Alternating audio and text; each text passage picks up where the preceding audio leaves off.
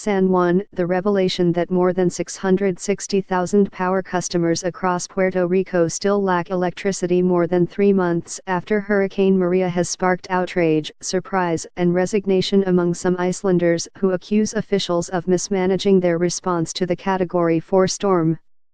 It's the first time the government of the U.S. territory has provided that statistic, which was released as authorities warned that a lot of work remains and that crews were still finding unexpected damage after Maria hit on September 20 with winds of up to 154 mph, knocking power out to the entire island. Officials said 55% of Puerto Rico's nearly 1.5 million customers have power. It's just extraordinary that it is still so far away from being 100% recovered, said Susan Tierney, a senior advisor for Denver-based consulting company Analysis Group who testified before a U.S. Senate committee on efforts to restore power in Puerto Rico.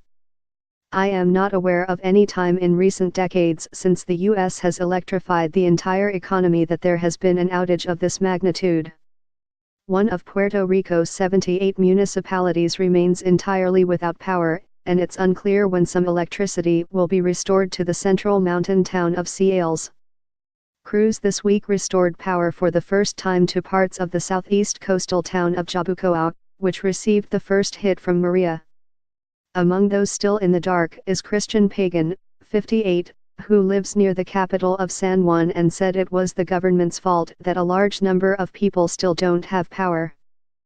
Everybody saw that the devastation was great, but I don't understand why they're trying to sell people something that's not real, he said of the explanations the government has provided as to why power has not been fully restored. The first month was lost to bureaucracy and an uncoordinated reaction. He especially criticized the power company's former director, Ricardo Ramos, who resigned in late October after signing a $300 million contract for a Montana-based company that had only 2 full-time employees when the storm hit. Ramos also had said that he did not activate mutual aid agreements with power companies in the U.S. mainland in part because there was no way to communicate with them. That's the kind of help you ask for 3 days before the hurricane, Pagan said. The U.S. Army Corps of Engineers has said that power will likely be restored to all of Puerto Rico by May, noting that reconnection efforts have been slow-going at times in part because of the island's rough terrain, lack of supplies and an aging infrastructure that was not maintained given the island's 11-year recession. Some believe it might take even longer, especially those living in central mountain towns like Eileen Cheverez, a 48-year-old respiratory therapist from Motobis.